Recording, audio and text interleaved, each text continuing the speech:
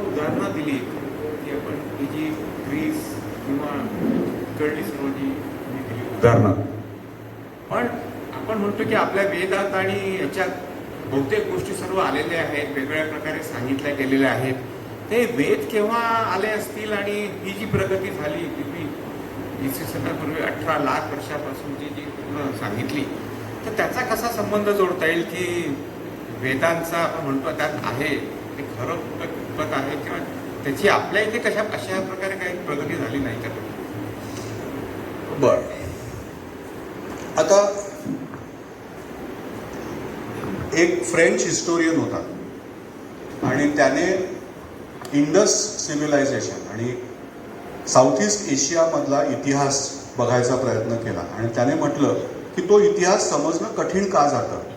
आणि त्याने सांगितलं की geography and topography are two eyes of history and in Asia they blink.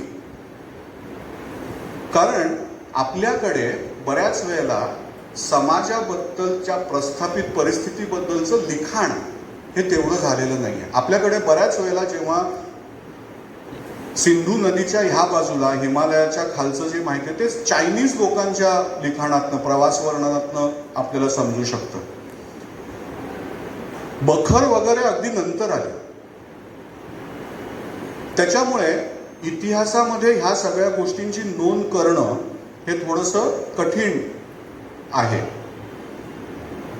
दुसरी गोष्ट, एक दिल्ली युनिव्हर्सिटीचे हिस्टोरियन आहेत आणि त्यांनी सांगितलं की फाळणी झाल्यानंतर जो मोहेंजोदारो आणि हरप्पा आणि हे त्या सिव्हिलायझेशनचा भाग होता तो बराचसा भाग हा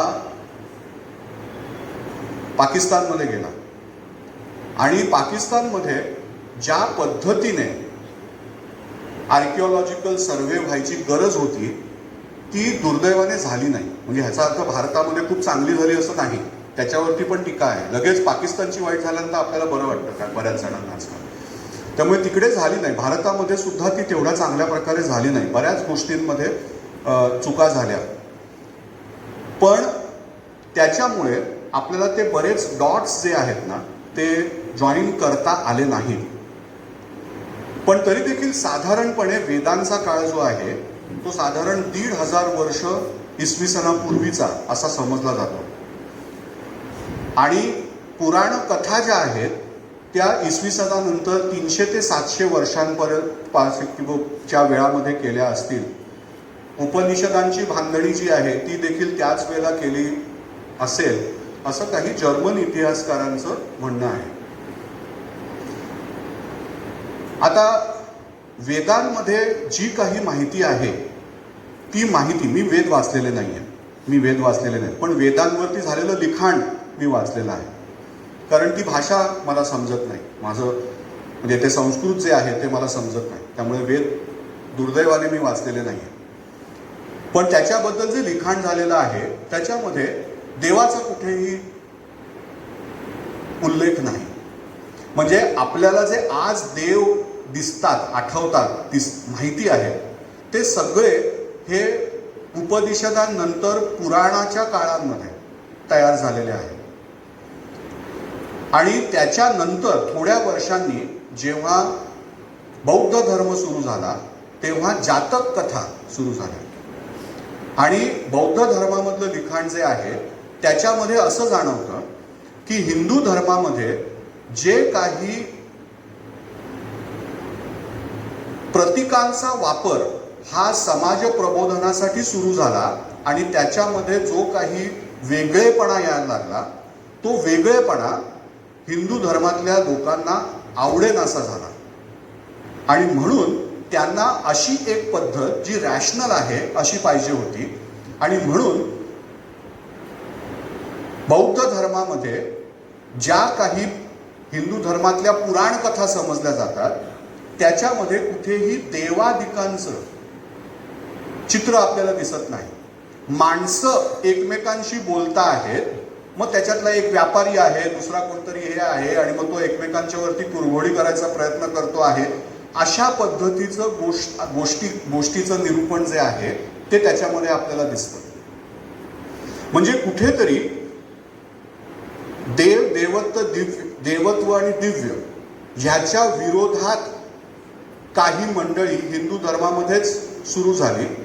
त्यांनी विवेकशील पद्धतीने विचार सुरू केला आणि त्याच्यानंतर कुठेतरी हिंदू धर्मातनं बौद्ध धर्माचं कुठेतरी वेगळं अस्तित्व हे निर्माण झालं आणि अशोकाच्या राजवटीमध्ये त्याने बौद्ध धर्माचा प्रसार केल्यामुळे ते भारतातनं सगळ्या त्यांच्या शेजारी राष्ट्रांमध्ये गेलेलं दिसतं आणि साऊथ ईस्ट एशियामध्ये अगदी जपानपर्यंत गेलेलं दिसतं. सो ही जी माहिती आहे त्याच्यामधनं वेदांमध्ये औषधोपचार याच्याबद्दलची खूप माहिती आपल्याला मिळते.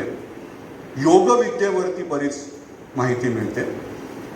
त्यावेळेला इथे अनिल आहे की ज्या पद्धतीने त्यावेळेच्या डॉक्टरांनी परीक्षणं केलेली आहेत, मग ती नाकाच्या सर्जरीची असतील किंवा वेगवेगळ्या औषधांची असतील किंवा वेगवेगळ्या हळद किंवा काय अजून कुठले कुठले पदार्थ आहेत त्याच्या औषधी उपयोगाची असतील, ते निष्कर्ष काढण्यासाठी मला तरी असं वाटतं की स्टॅटिस्टिक्सचा वापर हा कसा करायचा हे त्यांना त्यावेळेला माहिती असेल. नाहीतर एवढ्या डेटामधनं नक्की कुठली गोष्ट ही एखाद्या आजाराला उपयुक्त ठरते हे कसं शोधू शकत असतील. म्हणजे तेव्हा कुठली तरी प्रयोगशीलता ही समाजामध्ये शास्त्रामध्ये असली पाहिजे आणि आपल्याला जी सांख्यिका ही वेदांमध्ये सापडते ती कदाचित अतिशय त्रुटक आहे, त्याच्यामध्ये ते खूप कमी आहे. त्याच्यापेक्षा जास्त माहिती नक्की ह्या त्यावेळेच्या डॉक्टरांना माहिती असावी असा माझा कयास आहे. सो वेदांमध्ये जे काही आहे ते ऑब्झर्वेशनवरती आहे. त्याच्यामध्ये खगोलशास्त्राबद्दलची माहिती आहे, त्याच्यामध्ये काही त्रुटी पण आहेत पण त्याच्यामध्ये ज्ञान पण आहे.